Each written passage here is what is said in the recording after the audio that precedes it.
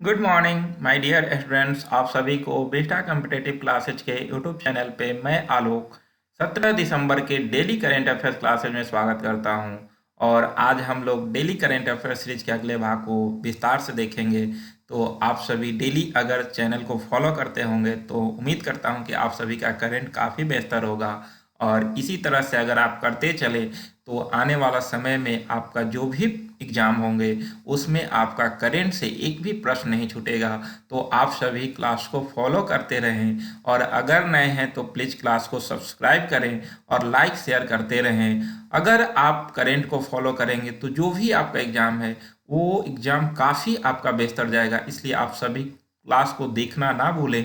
और मैं बार बार कहता हूँ कि आप डेली करेंट अफेयर्स को विस्तार से देखें। इसके बाद वीकली करेंट अफेयर्स सीरीज आता है, उसमें आप अपना टेस्ट लगाएं और उससे देखें कि आप कितना सही कर रहे हैं, आपको कितना फ़ायदा हो रहा है करेंट में। और इसी तरह से आप परीक्षा में बेहतर कर सकते हैं, एग्ज़ाम को क्रैक कर सकते हैं। तो आप सभी करें और अपने तैयारी को बेहतर करें। मैं बार बार कहता हूँ कि अगर आप मेहनत करते रहेंगे तो आपको जो है कोई हरा नहीं सकता है। तो आप डेली थोड़ा थोड़ा करके देखें, आपके पास जो है करंट का भंडार होगा और आने वाला कोई भी एग्ज़ाम होगा जिसमें आपको करंट की वजह से एग्ज़ाम नहीं छूटेगा। इसके अलावा आपको इस चैनल पे डेली पॉलिटी सीरीज चल रहा है। लगभग हम लोग उसके अंतिम पड़ाव पे पहुंचे हुए हैं और लगभग पॉलिटी को हम लोग रिकॉल किए। तो आप सभी उसे भी देखें।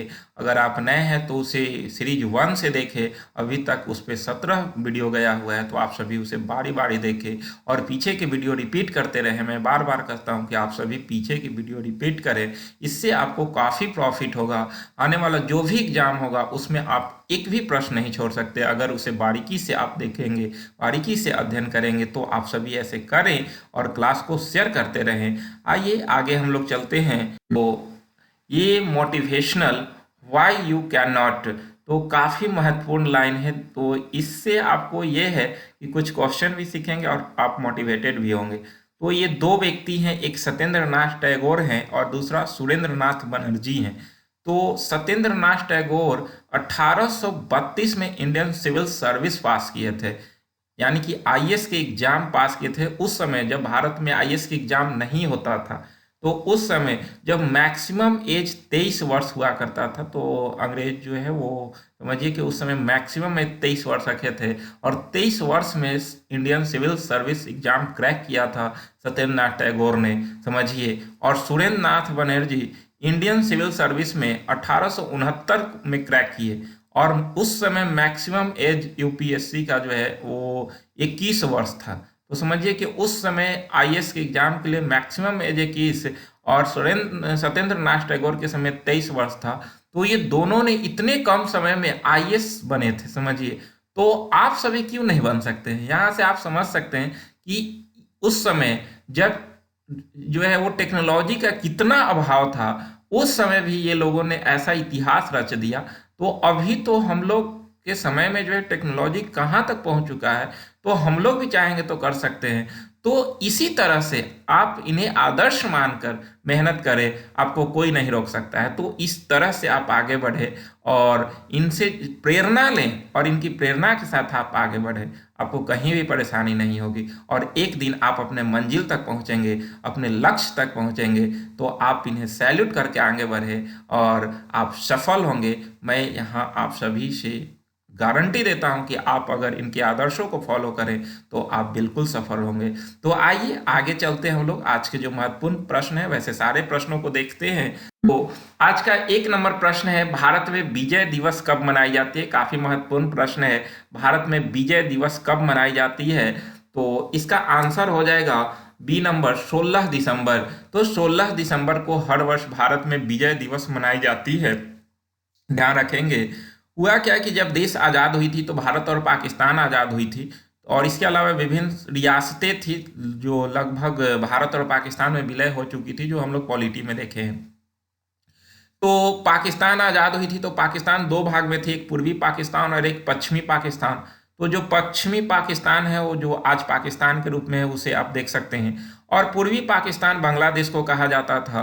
तो बांग्लादेश के आज़ादी के लिए भारत जो है बांग्लादेश को साथ दिया था और 16 दिसंबर को बांग्लादेश आज़ाद हुई थी, 16 दिसंबर 1971 को। और इस समय भारत जो है वो पाकिस्तान को हराया था। 1971 की ऐतिहासिक जीत भारत का रहा और इसके नायक भारतीय सेना के वीर सैनिकों को शौर्य और बलिदान को कोटि कोटि नमन करते हैं। और इन्हीं वीर सैनिकों के शौर्य और बलिदान के वजह से हर वर्ष 16 दिसंबर को विजय दिवस मनाया जाता है, क्योंकि हम लोग जो है उस समय पाकिस्तान पर विजय हासिल किए थे। और इस तरह से उस समय बांग्लादेश भी आज़ाद हुआ था 16 दिसंबर 1971 को, और उसी दिन जो है हमें पाकिस्तान पर विजय मिली थी। तो इसी उपलक्ष्य में हर वर्ष जो है वो भारत में विजय दिवस मनाई जाती है 16 दिसंबर को। तो ध्यान रखिएगा, 16 दिसंबर को हर वर्ष विजय दिवस मनाया जाता है, क्योंकि इसी दिन जो है निर्णायक जीत हमारी हुई थी। तो हर वर्ष 16 दिसंबर विजय दिवस। अगला प्रश्न है, भारतीय सेना और नेपाल के बीच सूर्य किरण 16 अभ्यास कहाँ हो रही है? तो सूर्य किरण 16 अभ्यास कहाँ हो रही है? तो एक तो प्रश्न यही बना कि सूर्य किरण किसके बीच का संयुक्त सैन्य अभ्यास है? तो भारत और नेपाल के बीच है। तो इस बार संपन्न हो रही है आपका जो है वो नेपाल में। ध्यान रखेंगे इसका आंसर नेपाल होगा, यानी कि सूर्य किरण 16 जो है वो भारत और नेपाल की सेना के बीच नेपाल में संपन्न हो रही है। तो इस तरह से जो है वो ये अभ्यास जो है वो नेपाल में हो रही है, ध्यान रखेंगे। अगला प्रश्न है, भारत और कजाकिस्तान के बीच काजिंद 2022 का आयोजन कहाँ हो रहा है? तो दो लगातार अभ्यास जो आपके लिए काफी महत्वपूर्ण है, क्योंकि परीक्षा में अभ्यास से भी संबंधित प्रश्न पूछे जाते हैं। तो काजिंद 2022 किसके बीच? तो भारत और कजाकिस्तान के बीच। ध्यान रखिएगा, भारत और कजाकिस्तान के बीच काजिंद अभ्यास 2022। पहले इससे जो है वो प्रबल दोस्ती के नाम से जाना जाता था। ये काजिंद 2022 अभ्यास जो है ये प्रबल दोस्ती के नाम से जाना जाता था, परंतु अब जो है 2018 में इसका नाम काजिंद कर दिया गया। तो इसका आयोजन ध्यान रखिएगा मेघालय में हो रहा है। 1 नंबर यानी कि 15 से 28 दिसंबर के बीच इसका आयोजन मेघालय में हो रहा है, ध्यान रखेंगे। अगला प्रश्न हो जाएगा 1 नंबर, 5000 से 5500 किलोमीटर, यानी कि 5000 से 5500 किलोमीटर तक इसकी मारक क्षमता है, ध्यान रखेंगे। तो इस तरह से जो है अग्नि 5 का सफल परीक्षण ओडिशा के तट पर एपीजे अब्दुल कलाम आइलैंड से किया गया, ध्यान रखेंगे।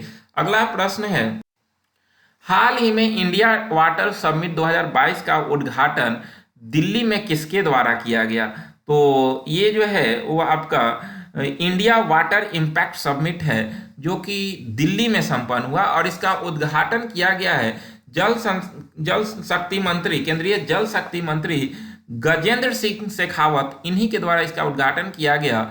इसका थीम है एक बड़ी बेसिन में छोटी नदियों का जीर्णोद्धार और संरक्षण करना। तो इस बार का थीम है, ध्यान रखेंगे।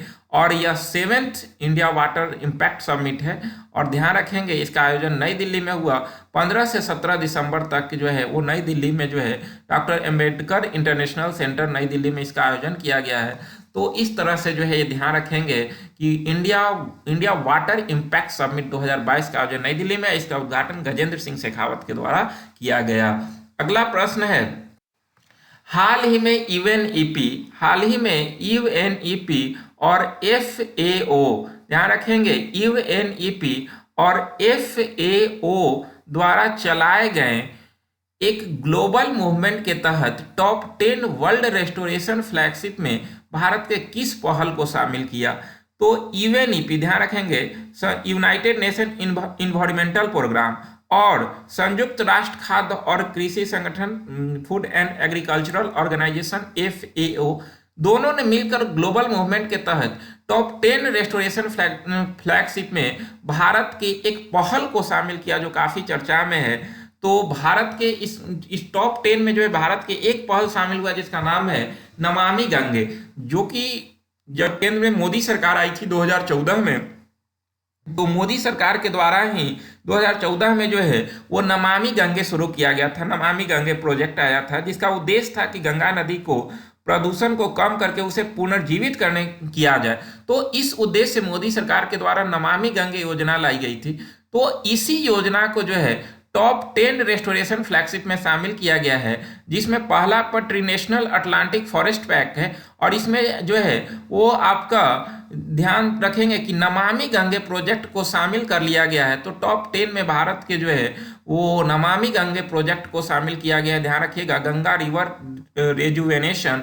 तो इस तरह से जो है वो टॉप 10 में एकमात्र भारतीय जो है वो पहल शामिल किया गया है, वह है नमामि गंगे, ध्यान रखेंगे, काफी महत्वपूर्ण प्रश्न है ये।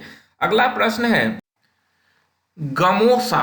गमोसा गमछा को जीआई टैग दिया गया, वह किस राज्य की संस्कृति और पहचान की प्रतीक है? तो गमछा खासकर जो है गमछी पर जो है कितना अच्छा कलाकारी किया गया है, तो इसके लेकर जो है इस गमछा को जीआई टैग दिया गया है। किस राज्य की संस्कृति और पहचान का प्रतीक है?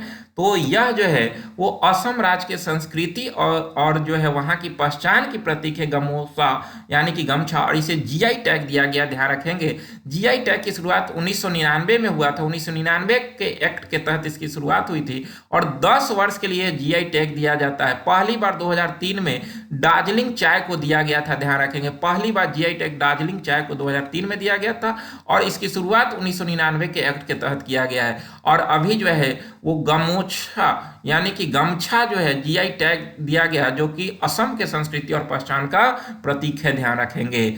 अगला प्रश्न है मेटे फ्रेडरिक्सन। मेटे फ्रेडरिक्सन किस देश के प्रधानमंत्री पुनः चुन ली गई? अभी हाल ही में जो है ये भारत दौरा पे भी आई थी मेटे फ्रेडरिक्सन, और ये डेनमार्क की जो है महिला प्रधानमंत्री बनी है। विपक्ष के साथ मिलकर ये सरकार बनाई है, ध्यान रखिएगा, काफी महत्वपूर्ण प्रश्न है। ये विपक्ष के साथ मिलकर जो है वो सरकार बनाई है। तो इस तरह से जो है वहां 44 साल बाद ऐसा हुआ है कि विपक्ष के साथ मिलकर सरकार का गठन किया गया है, इसलिए चर्चा में आया है क्वेश्चन। तो ध्यान रखेंगे मेटे फ्रेडरिक्सन फिर से जो है एक बार प्रधानमंत्री चुनी गई है और डेनमार्क की राजधानी जो है वो ध्यान रखेंगे कोपेनहेगन इसका राजधानी है, ये प्रश्न को ध्यान रखेंगे। तो आज आपके लिए 8 महत्वपूर्ण प्रश्न थे, आप सभी देखें और फिर आपको जो है वीकली करंट अफेयर संडे को जाएगा तो आप सभी उसमें टेस्ट लगाएं। अगर नहीं देखें तो मंडे से लेकर जो है वो सैटरडे तक के वीडियो को एक बार रिवाइज करें, उसके बाद संडे के वीडियो में टेस्ट दें, तब आपको पता चलेगा कि हम कितना जो है वो आगे जा रहे हैं, यानी कि कितना हमको प्रॉफिट करंट से हो रहा है। तो अगर आप ना देखें तो आज सैटरडे को 2 घंटा बैठें और पीछे के जो भी आपका मंडे टू सैटरडे जो है क्वेश्चन गया, वीडियो गया है, 1 घंटा में सबको रिपीट करके देख ले। इसके बाद आप संडे वाला को एक बार जो है वो टेस्ट लगाएं, उससे आपको जो है टोटल करंट रिकॉल होगा। और दूसरा कि आप ये देख सकते हैं कि हमसे कितना क्वेश्चन पकड़ा रहा है। तो आप सभी ऐसे करें, इससे आपको काफी फायदा होगा, मैं ये चैलेंज देता हूं। तो इस तरह से आप तैयारी करें। आइए आगे चलते हैं। तो सवाल हमारा जवाब आपका में स्वागत है। कल का क्वेश्चन था स्मार्ट मनी शब्द का प्रयोग होता है किसके लिए? तो बहुत लोगों ने बहुत अच्छा आंसर किया है, क्रेडिट कार्ड। तो क्रेडिट कार्ड को ही स्मार्ट मनी या प्लास्टिक कार्ड कहा जाता है, प्लास्टिक मनी, तो ध्यान रखेंगे। और आज का है आपके लिए अर्जुन पुरस्कार की शुरुआत कब हुई थी? अर्जुन पुरस्कार की शुरुआत कब हुई थी, इसका आंसर आप सभी कमेंट बॉक्स में करेंगे। तो बिल्कुल आप सब एनर्जी के साथ अपने तैयारी को जारी रखें और एनर्जी के साथ कमेंट करते रहें। तो यहीं तक मिलेंगे नेक्स्ट वीडियो में। आप सभी को बहुत बहुत धन्यवाद। लेकिन क्लास को शेयर ना भूलें, शेयर करते रहें। तो ये सब करें और क्लास को जो है पीछे से पूरा क्लास को रिकॉल करें, तो इस तरह से आपका तैयारी बेहतर होगा। तो बहुत बहुत धन्यवाद आप सभी को।